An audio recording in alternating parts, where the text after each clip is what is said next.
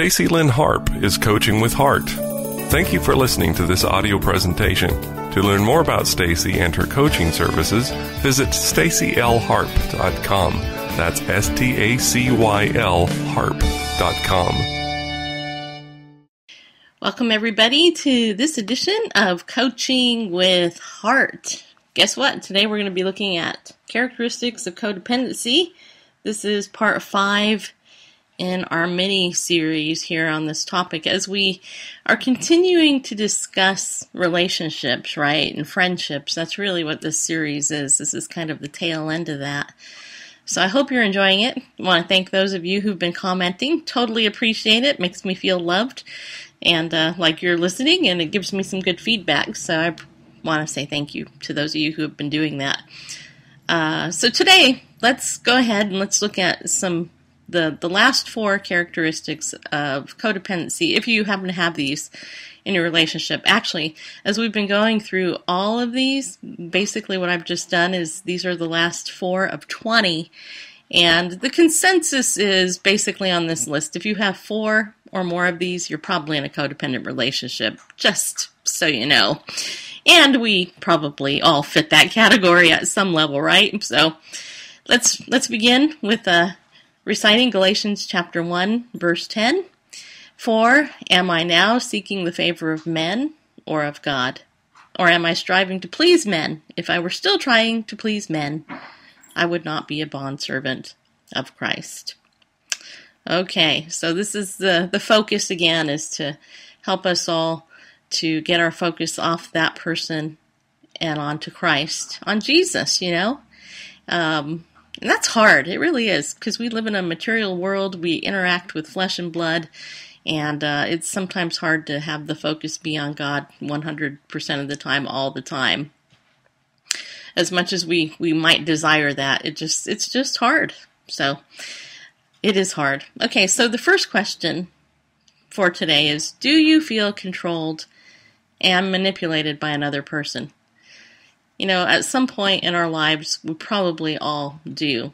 And there's somebody in my life right now, somebody I've met relatively recently. I don't know if they realize that they're a manipulator, but it's clear as day to me. And I have had to make some decisions about going any further in this relationship with this person because that's all they do is manipulate. And it's very interesting, because if you look at the dictionary definition of the word manipulate, this is what it says. It says to manage or influence skillfully, especially in an unfair manner.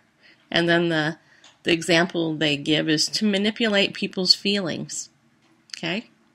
So let me say that again. To manage or influence skillfully, especially in an unfair manner.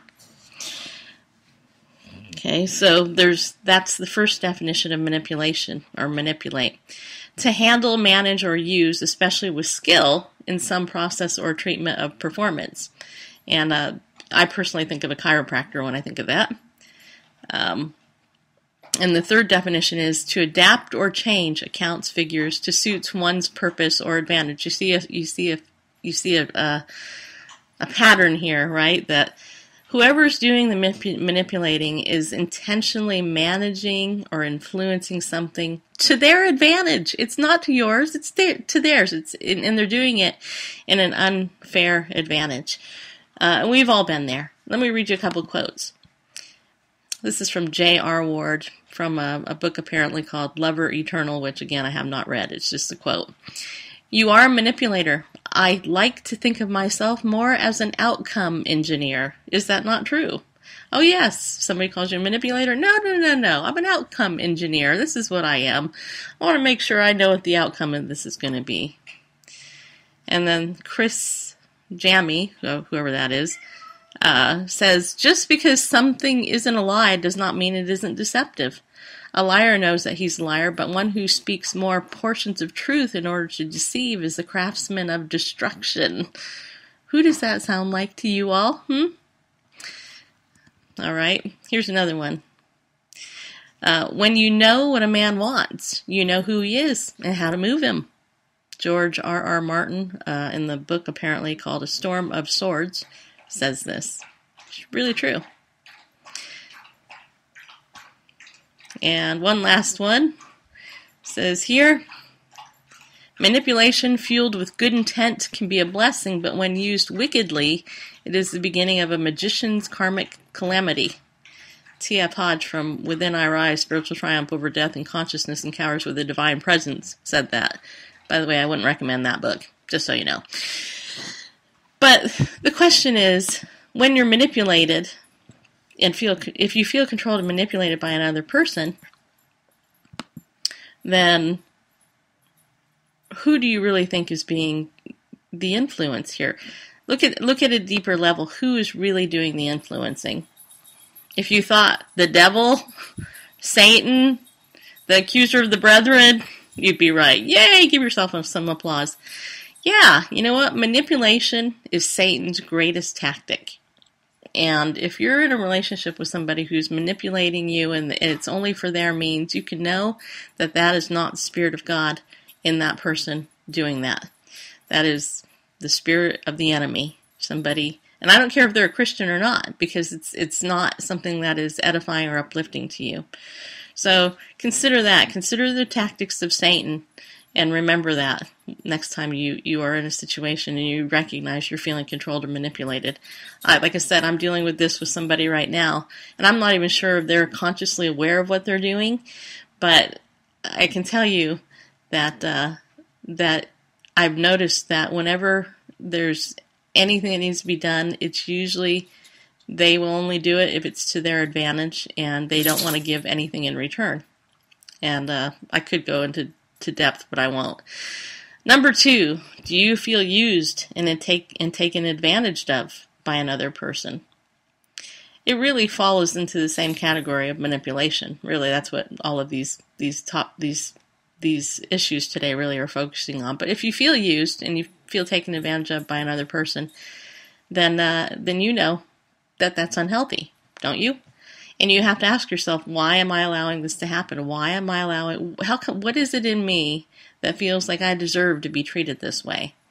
I don't know who actually originated it, but there is that old fancy saying that, I don't know if it's fancy or not, but there's the old saying that says, you treat people how to treat you. Right? You do. You treat people how to treat you. And if you don't have any boundaries, guess what? They're going to walk all over you. They're going to take advantage of you, and that's just how it's going to be. And codependents don't mind that, because think about it. If somebody's going to take advantage of you, then you've let yourself be taken advantage of.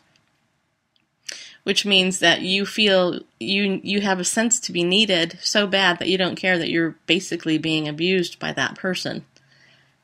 Right? I mean, that's basically what it is. You're in essence being abused by somebody, but you're really allowing the abuse because you set it up so you could be abused.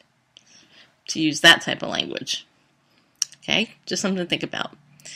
And again, Jesus never did that, so you have to look at him as your example.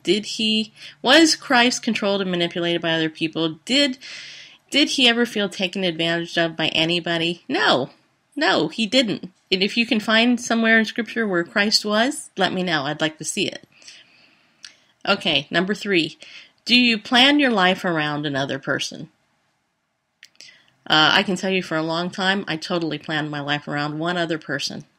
And it was difficult when I stopped doing that. And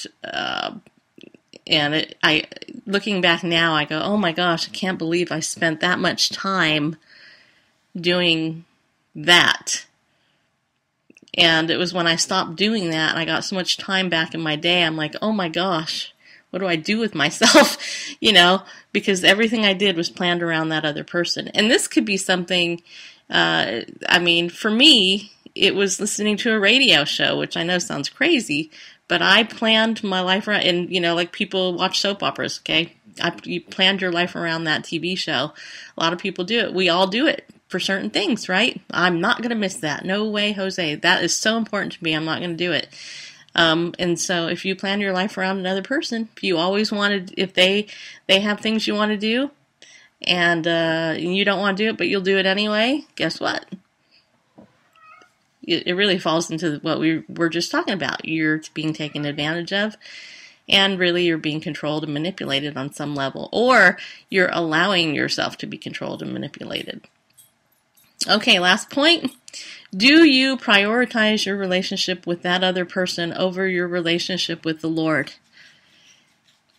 This is really an unfair question if you really think about it, because it's really hard for us, many of us, to make Christ the first priority in our life, right? But I think what we're looking at here in this question is if you are willing to do something with that person or do something that person wants you to do, even though it might compromise your relationship with the Lord or hinder you in your spiritual growth with the Lord. If you're prioritizing what they want out of you before you are what God wants out of you, then you're codependent, and it's a bad situation to be in. So I don't need to hammer that point. I think everybody gets it. So there you go. I'd love your comments. I'd love to hear what you would be interested in for a next topic. I have a couple that I'm thinking of. If I get some suggestions, I will look at those and consider those.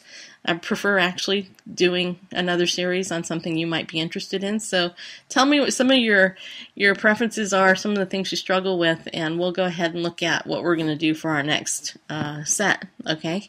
Our next series here on Coaching with Heart.